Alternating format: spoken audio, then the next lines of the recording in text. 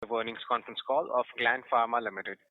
As a reminder, all participant lines will be in the listen-only mode, and there will be an opportunity for you to ask questions after the presentation concludes. Should you need assistance during the conference call, please signal an operator by pressing star then zero on your touchtone phone. Please note that this conference is being recorded. I now hand the conference over to Ms. Runjhun Jain. Thank you, and over to you, ma'am. Thank you, Sagar. Good evening, everyone. We welcome you to the Gland Pharma's earnings conference call for Q4FY25. Today, we have Mr. Srinivasan, Executive Chairperson, Mr. Shyamkant Giri, Chief Executive Officer, Mr. Ravi Mitra, Chief Financial Officer from India's office, and Mr. Alan, CEO of Cenexi, who is connected virtually from France. We will begin the call with business highlights from Mr. Sadhu, followed by operational highlights from Mr. Giri. This will be taken up by after Cenexi for the updates about Cenexi from Mr. Alan, and lastly, the group financial overview by Mr. Ravi. Before we proceed, I would like to remind everyone that some of the statements made today will be forward-looking and are based on management's current estimates. These statements should be considered in light of the risk associated with our business. The call is being recorded, and the playback and script will be available on our website shortly. With that, I hand over the call to Mr. Sadhu for his opening remarks. Over to you.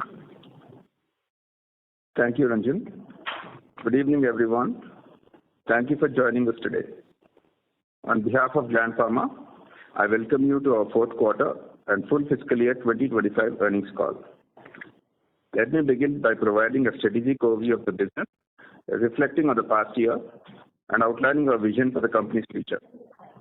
Following this, Shyamkant will discuss our operational performance, Alan will provide updates on Cenexi, and Ravi will conclude with the financial review. Reflecting on the year gone by, FY25 was a pivotal year. While we faced near-term growth challenges at both Gland and Cenexi, I want to assure you that we used this time wisely to strengthen our foundation and sharpen our long-term focus. The global landscape has presented renewed complexities this year, especially with the announcement of reciprocal tariffs by the U.S. administration. This has created a layer of uncertainty, particularly for Indian pharmaceutical companies, which have a significant presence in the U.S. markets. Despite these headwinds, we have maintained our flexibility across demand and supply fronts. Gland's value creation journey remains anchored in the and we foresee a promising growth trajectory ahead. Let me now take you through the key pillars driving our growth strategy. Starting with the base business expansion, we are expanding geographically with a strong push into emerging markets across Africa, the Middle East, Latin America, Asia Pacific, and the rest of the world region. There is a substantial market opportunity in our approved US ANDA portfolio and market formation opportunity by an upcoming pipeline of injectables post-patent expiry. In addition to recent successful new product launches, we are leveraging our long-standing relationships with key partners to deepen our global reach. Next, we have made significant progress in expanding our manufacturing capabilities with new lines, including complex injectables and new delivery systems like pens and cartridges. A key milestone was our successful entry into the GLP-1 segment with the launch of liraglutide, given that we see GLPs as a crucial area for Gland's future. With 2 GLP-1 contracts secured and a strong market demand anticipated, we are scaling our cartridge capacity from the current 40 million units to an additional 100 million by CY 2026.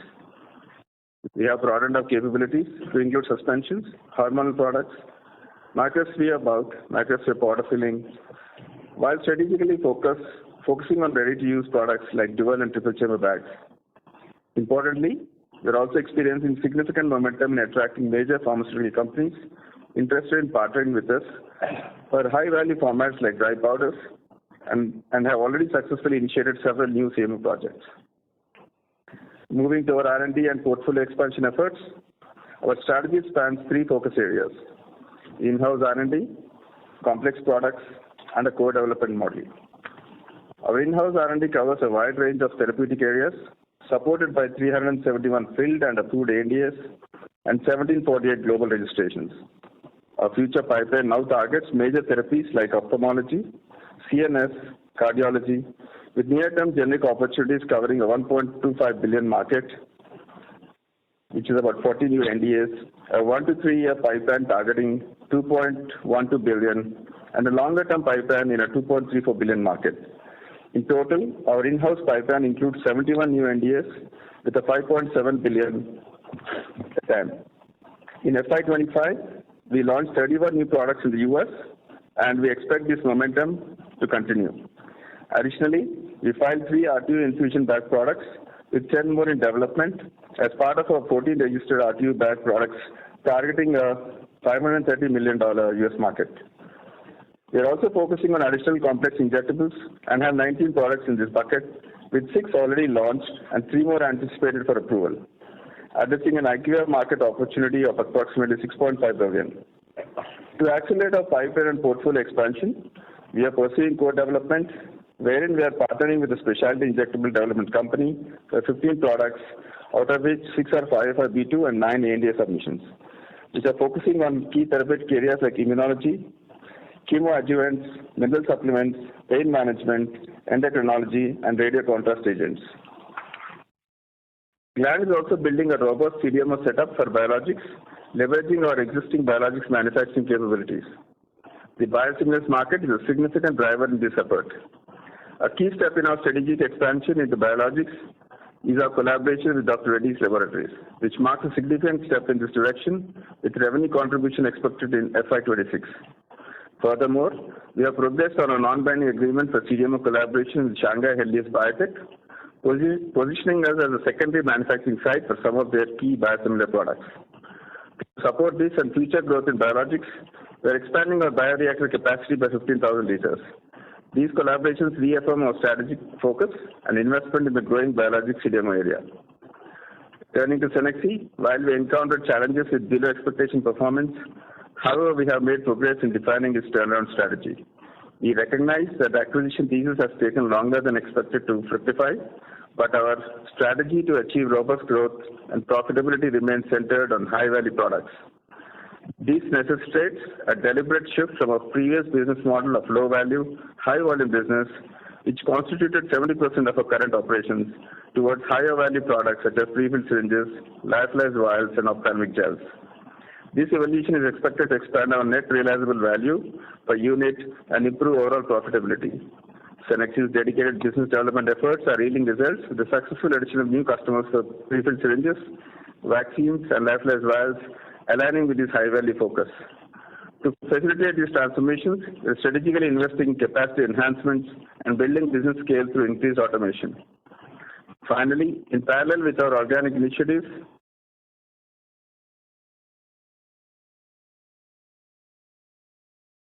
gain access to new technologies, expand our product range,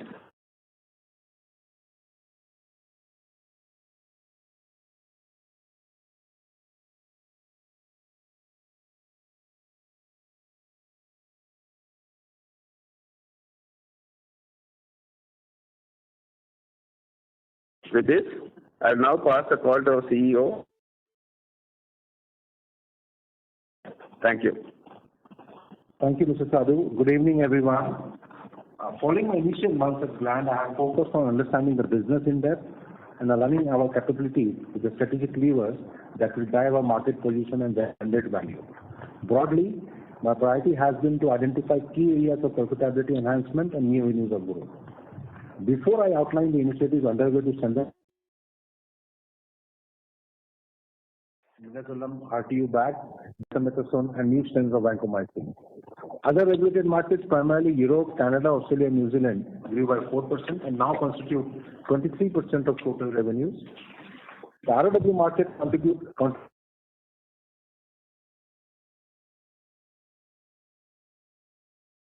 14% decrease due to tender misses and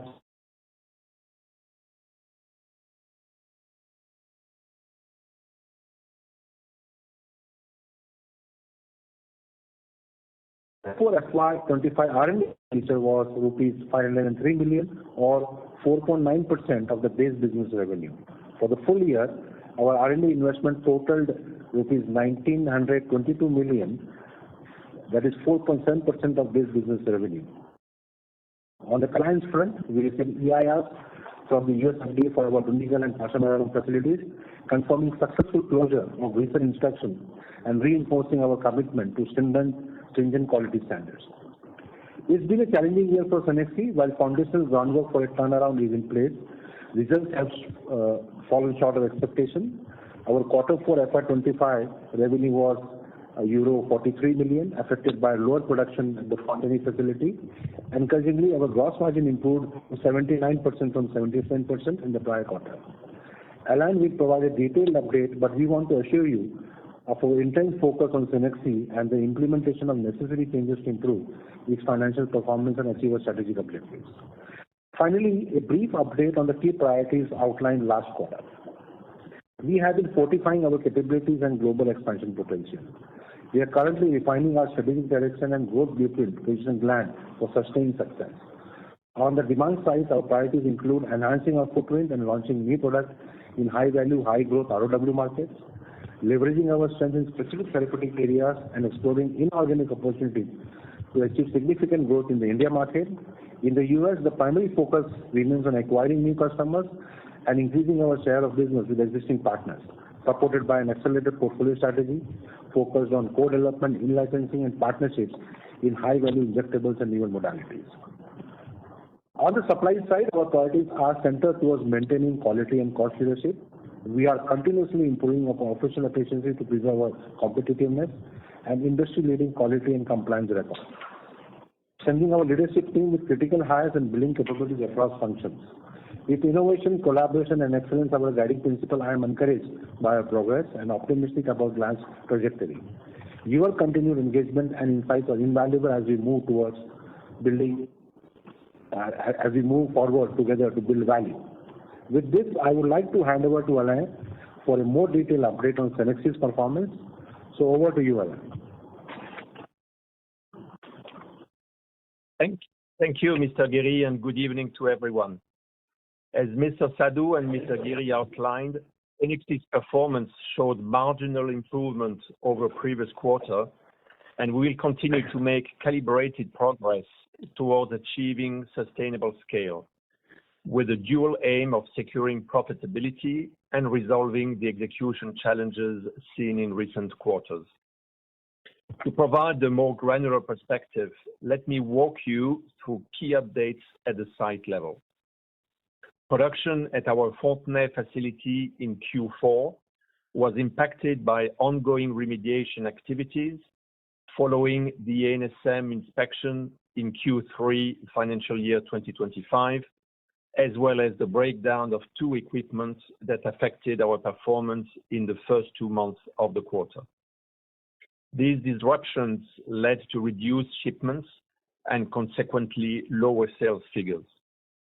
On a more positive note, I am pleased to report that our new high-capacity ampoule line has started production as planned at the end of January and now enables us to better serve the needs of our customers. While operations at Hérouville remain below break-even due to suboptimal utilization, we have several ongoing tech transfer projects in development that are expected to contribute to this site's growth. We are encouraged by the ramp-up in the commercial production of a new ophthalmic gel, and validation batches for the inactivated vaccine project are progressing as per schedule. Furthermore, we have initiated the installation of a new pre-filled syringe line, which is projected to be operational beginning of calendar year 2026. This will substantially increase our capacity in the high-demand PFS segment and is expected to drive significant revenue per unit and overall value. I am pleased to share that the Braine-l'Alleud facility has met its target for this quarter.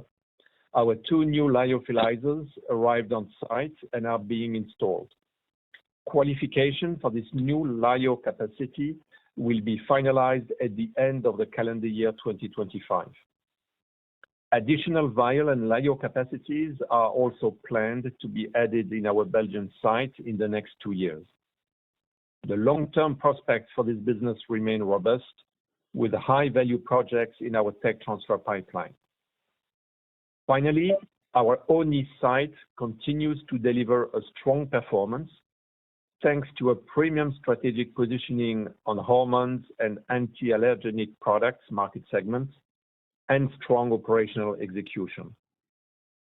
In light of the challenges faced, last year's overall performance remained below expectations, and we believe financial year 2026 will mark the beginning of a meaningful turnaround.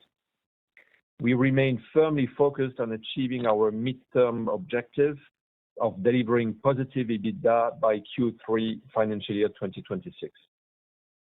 Thank you for your time. I will now turn the call over to Ravi to discuss our financial performance. Ravi, over to you. Thank you, Anna, and welcome everyone joining us today.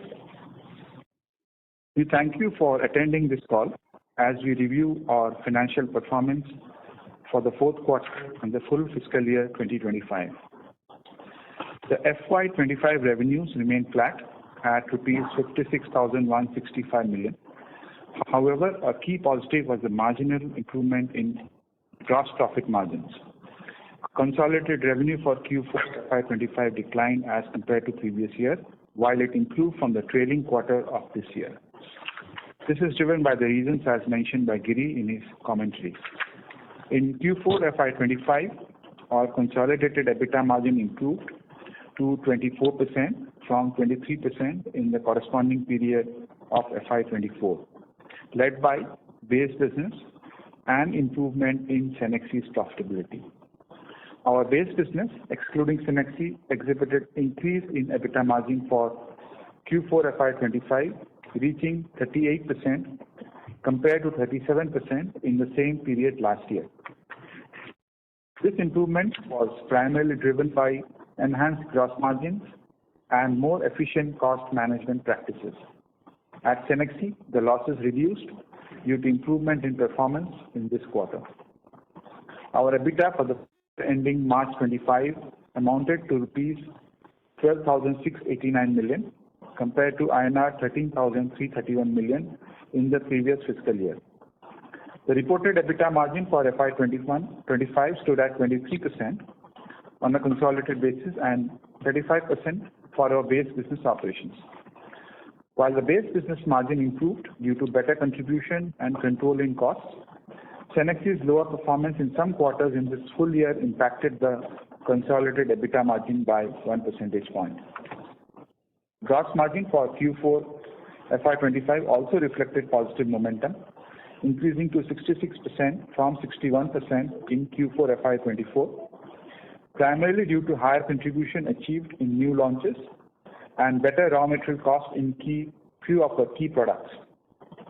Within our base business, the gross margin in Q4 FY25 was at 61% compared to 56% in the previous year. On a full year basis as well, the gross margin have improved by 100 basis points as compared to previous year. Our net profit for the fourth quarter increased by 3% to INR 1865 million compared to Q4 FY24 and declined by 10% in the full year as compared to previous year. During the quarter, we achieved a PAT margin of 13%, consistent with the previous year. For the full fiscal year, our PAT was rupees 6,985 million, resulting in a margin of 12%. Other income, which is mainly interest earned from bank deposits and foreign exchange gains, amounted to rupees 440 million in Q4 FY25, is lower than as compared to rupees 585 million of Q3 FY25, primarily due to reversal of foreign exchange gain during the quarter. For FY25, other income was rupees 2,136 million, which has increased as compared to rupees 1,702 million in previous year due to increase in interest income. Higher finance cost incurred during the year is related to interest charges and a GST refund matter. The total R&D expenses for the fourth quarter were rupees 503 million compared to rupees 437 million for the same period of the previous fiscal year, representing 4.9% of revenue from operations on an ex-Cenexi basis. For the full fiscal year, total R&D expenditure was rupees 1,922 million which constituted 4.7% of our revenue and increased from last year's 4.3%, underscoring our ongoing commitment to R&D. On a standalone basis, our effective tax rate was 26% in the fourth quarter and same 26% for the full fiscal year. As of March 31st, 2025, at the group level, our total cash and cash equivalents stood at rupees 25,562 million.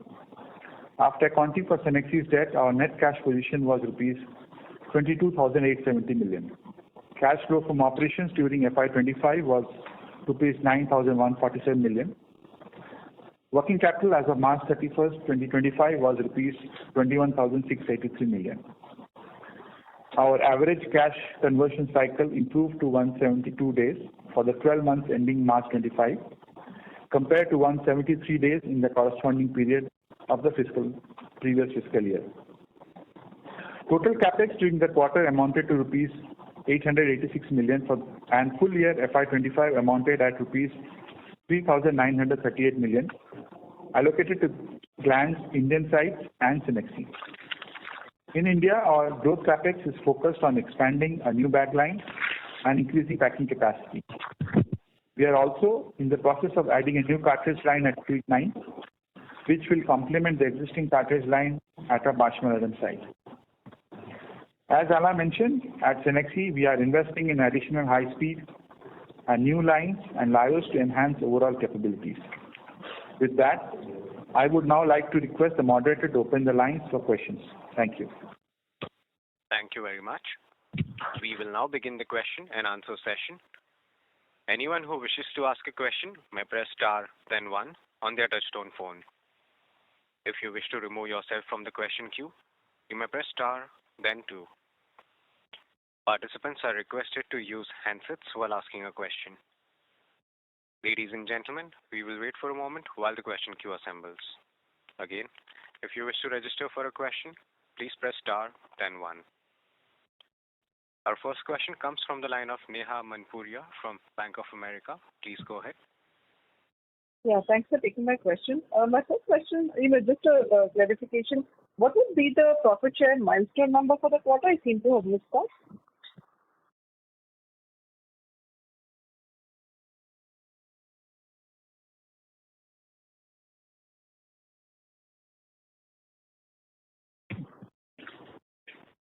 Hello? You want the absolute number? Yes, the profit share and the milestone number, please.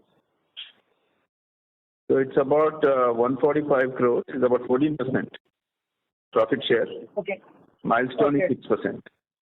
Milestone is 6%. Okay, got it. If I look at the US business adjusted for these two, then it seems like, we've been in that, 70 to 75 million dollar range per quarter in the US business, despite the fact that we've launched, 31 new products in the year. How should I think about growth from the US business as we launch more products or gain more volume, in terms of growth? What should this run rate be next year and the year after? And just an add-on question to the US market, given the noise around tariffs, what are we hearing from our customers in terms of the ability to absorb or pass on that? Thank you. Yeah, from the US revenue perspective, while there's from the new launches about 4% growth, which came from US. But there also normally over the years it's been around 8 to 10% growth, which used to come from new launches. What happened was the products, several key products where the material costs have gone down, and the end market price also was reduced, the transfer price. So the revenue came down, but the margin was intact. That's one of the reasons why actually the revenue didn't move that much compared to previous years. On the tariff side, it's too early to comment, but what we hear is for generics, it will not impact that much. And for us also, what we see is probably most of it will be passed on if there are any tariffs which is levied on Indian imports. And so from the US business, I was thinking about from the 70 to 75 million that we're doing extra of milestone and profit share. What should this number be over the next two years? What will the new launches now will be able to reset this base higher, or what should drive this base higher? Yeah, it should contribute more, looking at the historical numbers and also the type of products which are going to get approval in next year or two, more from the complex side. And also we are looking at, as a business, we're looking at mid-teens as a growth for the coming year. This is for the US business or for the consolidated business? For the consolidated. Okay, got it. And on the ROW business, it seems like the Saudi contract tender has been delayed for some time. So what should drive the growth of the ROW business, for us, given that the Saudi contract is not coming? Are there any more drivers for us, or this is the new base that we should be operating, that Gland should be operating at? Hi, Neha. So yes, you're right. But what has also happened is the Saudi NUPCO, of course, we lost. There's a tech transfer going on right now, where we engage a local partner to manufacture enoxaparin. The volumes will come back. But what we are doing also is in a place defining a non-enoxa, non-heparin strategy. Okay, so we have clearly earmarked some high growth countries where we have a very portfolio approach, a targeted registration approach, which will help us going forward. We have approximately upwards of around 500 registrations still pending, which will come over years. And so there are three growth levers here. One is how do we push the current registration? Okay, how do we use our cost efficiency that we have to win tenders in some of the key tender market, and how do we again be a very focused in-country kind of strategy. So we define and play in the country with a very strong portfolio approach. This quarter also what has happened was because of the US volume, we dedicated some capacities to ROW, but we are back on track, So that's definitely this quarter. But our long-term vision on ROW is the strongest. We internally have reasons to believe that this business can double over the next 3 to 5 years. Got it. Thank you so much. Thank you. A reminder to all the participants, if you wish to register for a question, please press star, then 1 on your touchtone phone. Our next question comes from the line of Bino Pathiparampil from Elara Capital. Please go ahead. Hi, good evening. Just a follow-up. Did I hear right that you said next year you are looking at a mid-teen growth at the overall level? That's correct. Okay, that is including Cenexi? The consolidated revenue? Okay. That's correct, yes. Yes. Okay, got it. And apart from the improvement in Cenexi margins, are you looking at improvement in margins in the rest of the business as well? So rest of the business actually has been pretty good. Stabilized around 37-38% if you have seen last 2 quarters. So we continue to maintain around that margin profile. Got it. And from your presentation, I can see that you have 27 Para 4 filings in the US. Out of which, how many would be of any first to file exclusivity? Give me a second.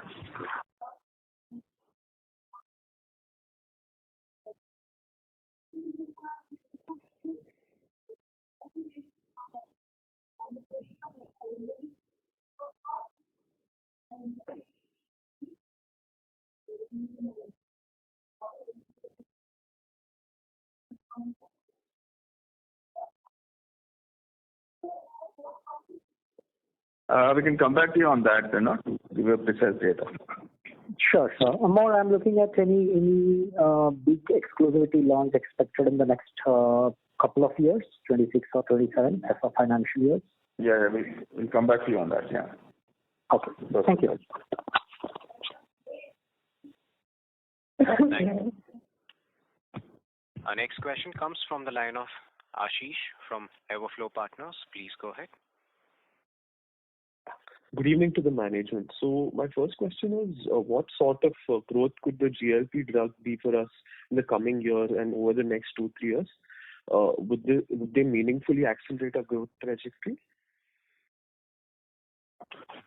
So GLP right now, our position is around 40 million cartridges. Next year we'll be one of the top tier cartridge capacity company with 140 million. Now GLP, as you know, in many markets is going off patent. So this is really a fill and finish opportunity that we are looking at, and our initial success is giving us all the strength to go further and block all the capacities in the coming time. How will the market behave on the demand side, on the patient pricing side is something that partners would answer. But there is only encouragement. There's only good news around GLP. The kind of volumes the partners are discussing are very, very high. So we feel that this market will explode by volumes at least in coming years. Right. Could you please quantify the growth in the next 2-3 years given the product pipeline and base business? Ask again. Could you please quantify the growth? Yes, sir. Could you please quantify the growth over the next 2-3 years for our business given the product pipeline and base business? So we next year we said about mid-teens. Subsequent few years, 2 years, it will be low 20s. Okay, got it. Yes, sir. Thank you. That's all from my side. Thank you. Participants, you may press star then 1 to ask a question. Our next question comes from the line of Aditya Pal from MSA Capital Partners. Please go ahead. Hello, am I audible? Yeah, go ahead. Thank you so much for the opportunity. So just wanted to quickly understand the thought process on Cenexi. So what I can understand is Cenexi is largely a generic CDMO business. But I am not understanding that why is the employee benefit expenses 60-65%? And have we overinvested in people where now that we scale up from here, the margins will flow to directly to the bottom line? So that is question 1.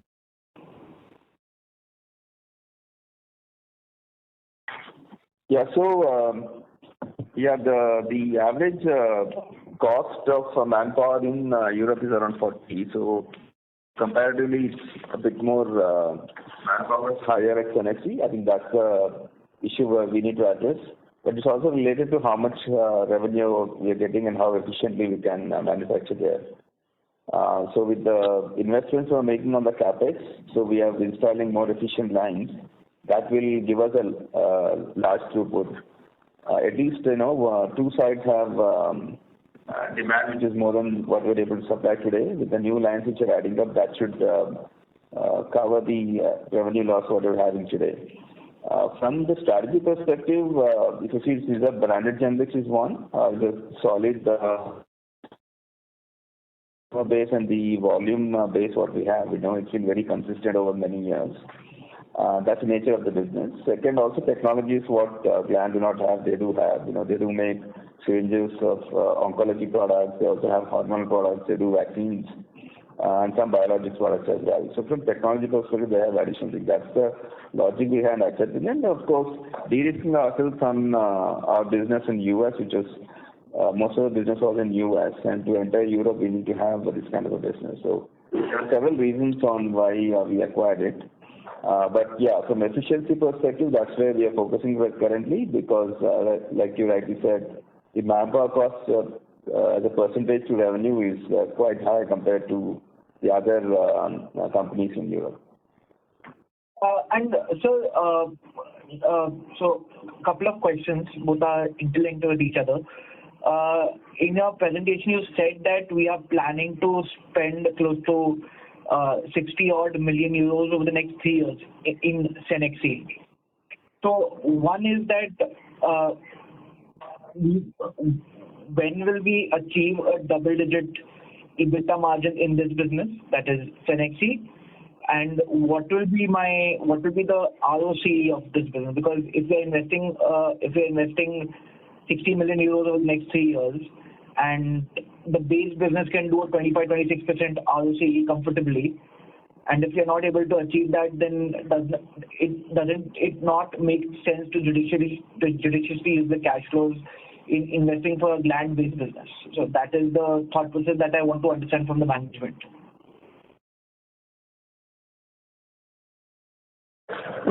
Yeah, so basically this capex is an investment for the long term, and we are increasing the capability and capacity. We have sufficient visibility of the pipeline and the business interest.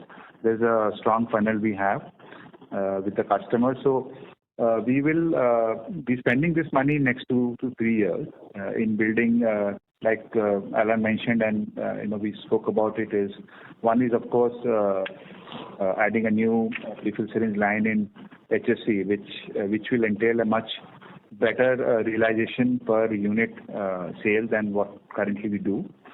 And then in the Belgium side, we are adding one additional wire line and lyos that will significantly improve the capacity of high value business, and there is already tied up business and contracts for that. So we are looking at break even in this December quarter, and then next year we should improve the EBITDA margin significantly. There's a high operating leverage there, and we should be getting reaching the almost the earlier double-digit EBITDA in the next year after that. Understood. So just one last question from my side. So to the earlier participant, you mentioned that we are aiming to grow at mid-teen growth for the entire business. So how should one look at from overheads perspective? So do we see the overheads that is both the Cenexi and the base business increasing with lockstep with the revenue growth, or there is some room for operating leverage now? No, there's ample room for operating leverage. Like we were mentioning that the overhead typically in injectable capacity is about 80% or more fixed, and the workforce which they have currently is sufficient to take care of the additional line we are adding. We are not going to hire new people for that. So and it's inside the same facility, so the electricity and other overhead will remain the same. So as and when the revenue ramps up, we would see the margin expanding. Understood. Thank you so much, and wishing the team all the very best. Thank you. The next question comes from the line of Tushar Manudhane from Motilal Oswal Financial Services. Please go ahead. Yeah, thanks for the opportunity, sir. Sir, out of that 3 anticipated approval from the in-house complex pipeline, could you just share, the market size and let's say the competition that can come up at the time of launch by Gland, without naming the product, maybe?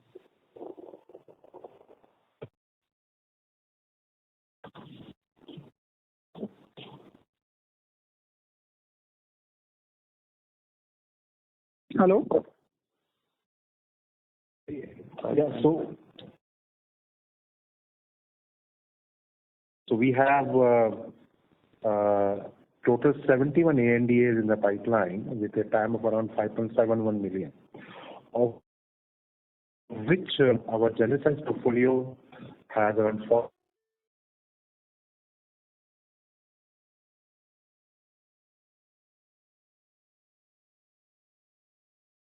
With a TAM of around $2.12 billion, And beyond 3 years, our investment that we are doing with co-development partners, the 505(b)(2), the NDA, we are targeting a time of around 2.34 billion market.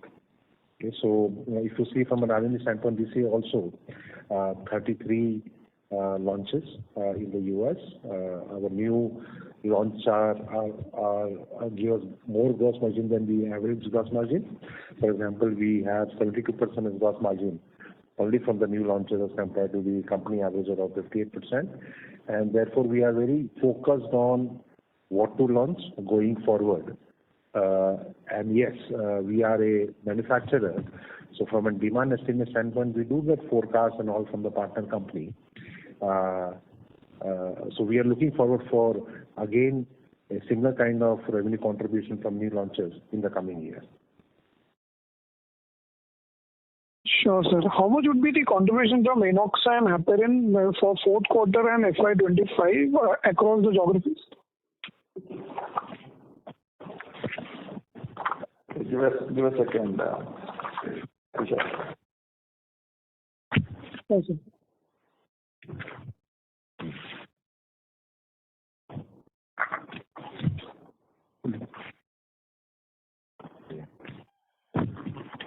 About 15%? 14%, yeah. 14% for the quarter as well as FY25? 14% of the total revenue. Yeah, but for the quarter as well as FY25? FY25 is about 14%. Okay. And the quarter is about 16%.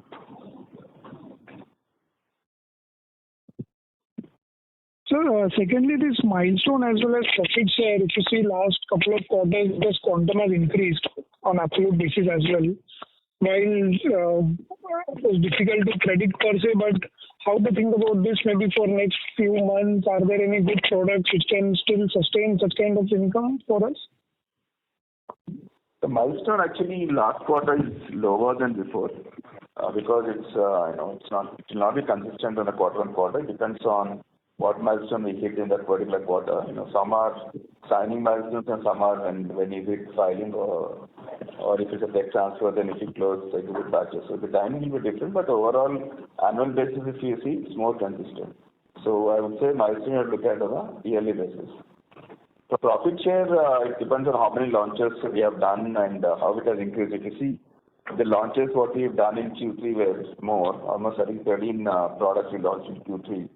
So that will contribute higher profit, and that's the reason why we got a higher profit share in Q4. Got it. So GLPs are also contributing for this milestone income or profit share? No. It's nothing to do with GLP milestone. I did not into that. Understood. And so just lastly on this biologics front, while one contract is expected to sort of start revenue in FY26, but broadly if you could share like how much overall we can expect in FY26, is it like $25-30 million to start with in biologics business, or it will be still a gradual scale up in this segment?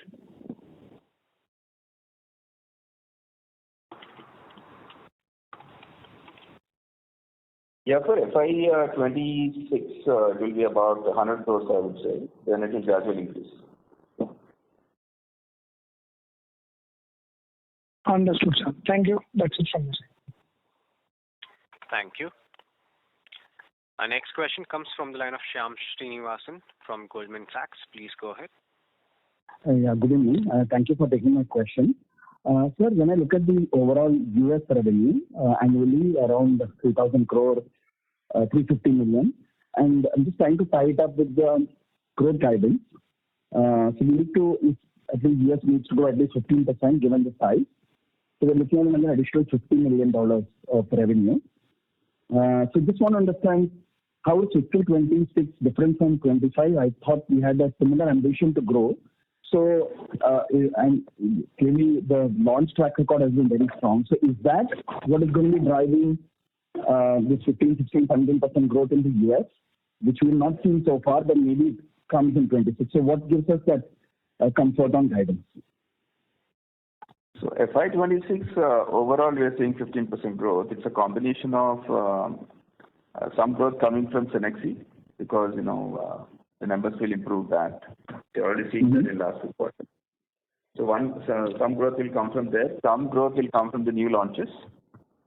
And some with the tech transfer projects what we started. Some dry powder contracts what we have done, that contributes about 60-70 crores. Yeah, about 60-70 crores from that. Then the biologics will contribute around 100 crores. So there are different levers which are contributing this combination of. Also, if you see our volume growth in US is substantial, while the prices have come down because of the overall material cost. So the top line has kind of, from the transfer price wise, it's stabilized.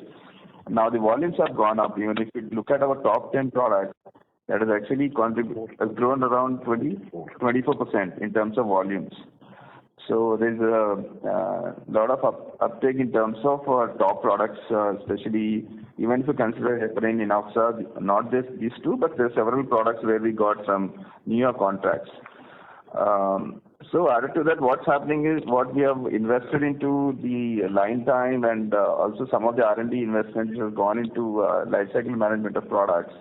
That has helped to reduce our costs, and that made us more competitive, and that's the reason why our volumes have increased, and also while the prices have come down, still we're able to maintain that EBITDA margin. So that kind of consumes some of our line time, which has actually mitigated some of our business growth in ROW. So that will also now come back because we have new 3 lines added this year. So that will be coming on track. Yeah. Helpful, sir. So despite all this volume growth, I think pricing or whatever transfer pricing related pressure has been high. How would you quantify that for, say, fiscal 25, and what gives us the confidence that pricing will not even worsen in 26? When I say the financial, the end pricing has not changed. What we said is the transfer price have gone down because we have reduced our material costs and changed our suppliers to be more competitive in the market. So we get more contracts. That's why the volumes have increased. At the same time, we're able to maintain margins. Understood, sir. Thank you and all the best. Thank you. Thank you. The next question comes from the line of Dheeresh Pathak from White Oak. Please go ahead. Yeah, thank you. Sir, how much have you spent on that 100 million pen line? 108. So this cartridge line is due to be installed this year. The overall cost would be about 120 crores. Everything together. Only for this cartridge. 120 crores. Okay. Does Cenexi also have cartridge lines? No, only syringe lines, no cartridge. But the syringe line can also handle cartridges, but restricted to sterile cartridges. They can't do bulk cartridges. Restricted to? The top line can be used. The syringe top line can be used to fill sterile cartridges. Okay. Not the bulk. Yeah.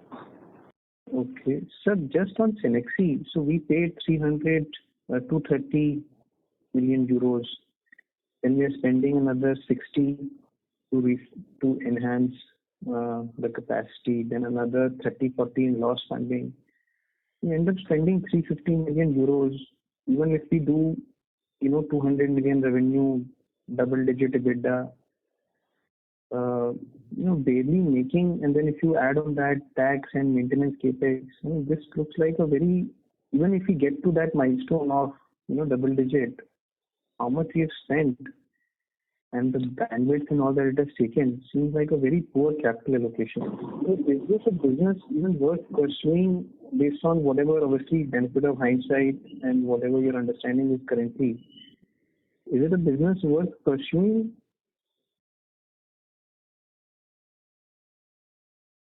So Cenexi, the investment thesis is taking longer than what we estimated, for sure. But now that we are back on track, so with this additional capacity which we are adding to this capex, this will take our revenue to not 200 but 300 million in 3 years' time. And then we are looking at EBITDA of about high teen as a percentage. Mm-hmm. So and there is also strategic lever which we have not yet been able to get the benefit out of it. Simply because we are currently focusing on getting the things house in order. For example, we are looking at cross-selling to each other's customers. We have not looked at that aggressively yet. Yeah, if you look at the customer base of Cenexi, they have big CDMO players whom actually we don't have access to. Also, these players also sell in rest of the world markets, and they are looking at increasing that market, getting products out of India. So a lot of other benefits we looked at when we invested into this asset. But currently the focus is on making it a bit more efficient to get that on track, and then work on the synergies, because there are too many things you can't do at the same time. So from long-term perspective, there are pieces and it's still there. There are several opportunities where we can use this. Like I said, the controlled substances, we can't make it from India and sell in US. There are very few players who supply those products, but Europe can supply. So they also manufacture a few products to other players who supply to US market. And we actually are restricted in that. So the idea was we can actually develop some products in India and then transfer there and supply to the US in terms of controlled substances. So there are several other areas of synergies what we looked at when we acquired this asset. Limited point, sir, is that even at 300 at high teens, it will not be like the best of return on capital investment. So it just looks like that doing this kind of a CDMO work in Europe is, assuming that when we get to high teens, we would be among, in terms of operating efficiencies, in terms of top quartile in the European assets. With this kind of an asset price, at least doing this kind of a business in Europe does not look as attractive. Unless you're saying that, we can scale up even much higher than this. So that's my limited point. I'll leave it at that. But thank you so much for clarifying. Thank you. Our next question comes from the line of Harsh Bhatia from Bandhan Mutual Funds. Please go ahead. Yeah, thank you. Am I audible? Yes, yeah. Please go ahead. Sure, thank you. So two quick questions. One is in sort of relation to a comment you made earlier. So in terms of the capacity expansion, again, related to the Cenexi part, so multiple line items and expansions, including ampules and lyophilization. Is there a situation right now where we are not able to take incremental business because of high level of capacity utilization or some other reason, which is why we are going so aggressively for this capacity expansion plan? I'm just trying to sort of piece together. Yeah, at least two sides. I think we are not able to cater to the demand because of, I would say, slower lines or inefficient lines, I would call. So one is of course replacing the current lines in one of the sites. The other is adding new capacities because of the demand for lyo products. One is for the current products what we have commercialized, and also the pipeline what we have. And moving forward, lyo, as you know, contributes more in terms of margin. So we need to invest into those. That's the reason why we have made these investments or making these investments. Sure. And what would be the order book looking like for Cenexi as such?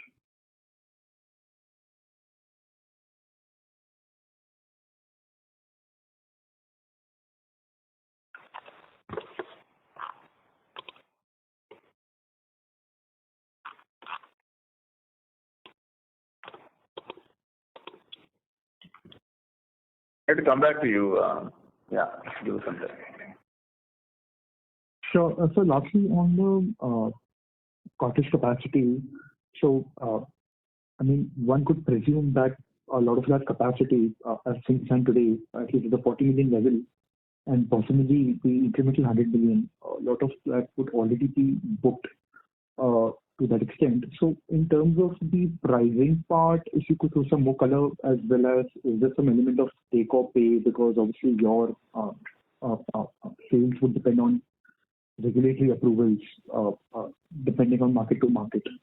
Obviously, you will not be selling based on where the client is selling. But irrespective, maybe some points on the pricing part as well as the take or pay and the regulatory aspect. So this is more a fill and finish CMO kind of job work.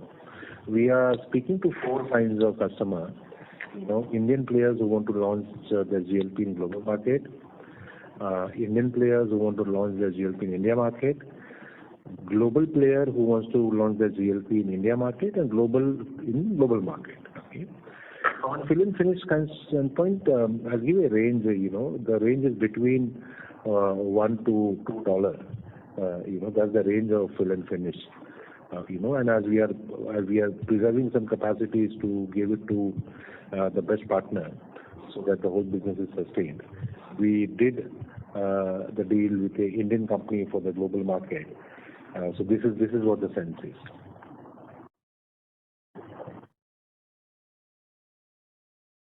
Sorry, just one last follow-up. Hello? Yes, sir. Yeah. Can you hear me? Yes, sir. What did you not hear, Harsh? No, sorry, just one follow-up. Lastly, by best partner, you mean a customer who is able to give you good visibility in terms of the volumes and capacity bulk up. Exactly. That would be the right framework? Exactly. Customer who has a strong presence in that country of launch, and a customer who are very serious about making this a good product in that country. But you could say for the next 1-2 year period, let's say very broadly put, maybe at the India level or at a global level, there could be certain supply constraints in terms of fill finish, the cartridge capacity, as well as the pen assembly. Maybe these two components could have some level of supply constraint at the India level or let's say the global level. It depends on how this market plays out. The time will tell how SEMA will. For example, one of the proprietary company has launched SEMA in a while, their GLP in a while in India. Okay, it really depends on how this market plays out. But the volumes are encouraging. And we are getting prepared. We are prepared. At 140 million, as I told you earlier, we will be one of the top tier cartridge capacity company in the country. And there was a question around order book of Cenexi. It's around 100 million. Sure. Thank you. All the best. Thank you. The next question comes from the line of Alankar Garude from Kotak Institutional Equities. Please go ahead. Hi, thank you for the opportunity. So firstly, with the two contracts on GLP-1, how much of the 40 million capacity is booked out?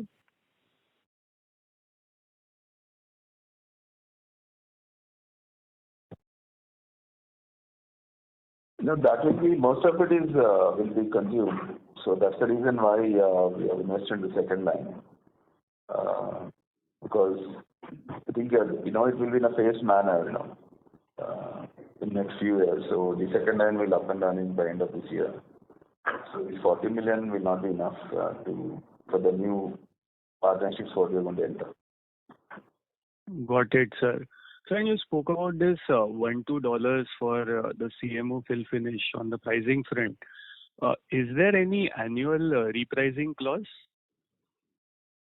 Yeah, it's always there. In all the contracts it will be there, depending on the cost structures and all that. Yeah, it's always be there. And also there will be, especially the CMOs, there are two types, right? One is of course the tech transfer that happens on product, and also pure CMO. So pure CMO always have these clauses based on the volumes. If they pick up certain volumes, there will be pricing, and lower volumes there will be higher pricing. So it's a tier pricing for this. Understood. The second question, you mentioned about passing on most of the tariffs to your clients. Have you had any conversations with your clients on this front, and what has been the initial feedback?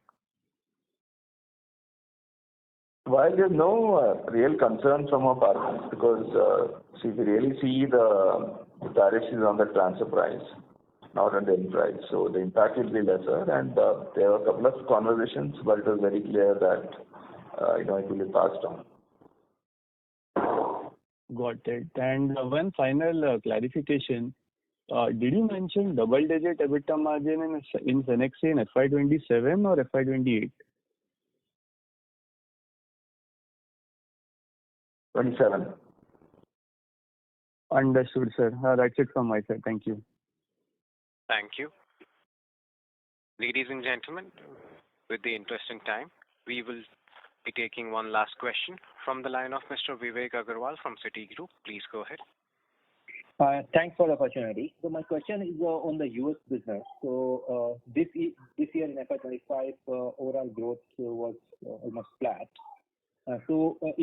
Is it possible for you to give some color how the existing products have done as far as the volume growth is concerned, as well as the new launches, and how the pricing has behaved? Yeah. So Vivek, as I told you, if we in the US FY25, the volume growth has been plus 9%. The price has been minus 5%. On the new product front, for the full year, the new launches in the US contributed to 6% to the overall revenue. The new product gross margin is 72% for the full year. So yes, these are data that is around the US. Understood. And for the next year, right, you are giving kind of a mid-teen kind of growth at the consolidated level. But how to look at growth in the US? Because I think you need to fire in the US in order to achieve that kind of growth, is what is my understanding. Or, for example, it is the other markets where you are taking up higher growth. Thank you. So if you see, Vivek, the US market, our top 10 molecule revenue, grew by 26%. So we are really preserving our top business in many ways. And US growth is a function of new launches, new approvals that will come on an average. We launched 33 products this year, and we intend to continue that momentum in the coming year. So it will be a combination of new customer acquisition, and it will be a combination of new customer acquisition plus value expansion with new ANDAs and all of that with existing customers. So US, the estimate is next year 18%, 12% from the products and 6% from the CMO projects to the US. It's about 18%. Understood. That is quite good. And lastly, actually, if you can answer, so going into front end in the US, so is it still there on the platter, or the plan has been dropped? Still evaluating. I mean, like you said, everybody is paused, so we are looking at how this tariff thing works out and how it's going to impact and all that. But it's not off the platter yet. We're still looking at it. Thank you, sir. All the best. Yeah. Thank you. Ladies and gentlemen, we will take that as the last question.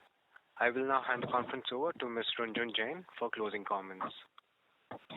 Thank you, everyone, for joining us today. We truly appreciate your insightful questions and engagement throughout the session. Should any further questions arise, please don't hesitate to reach out to us, to our investor relation team. We look forward to connecting with you again next quarter. Thank you. Thank you. On behalf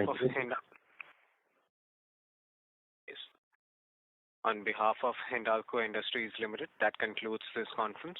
Thank you for joining us, and you may now disconnect your lines. Welcome.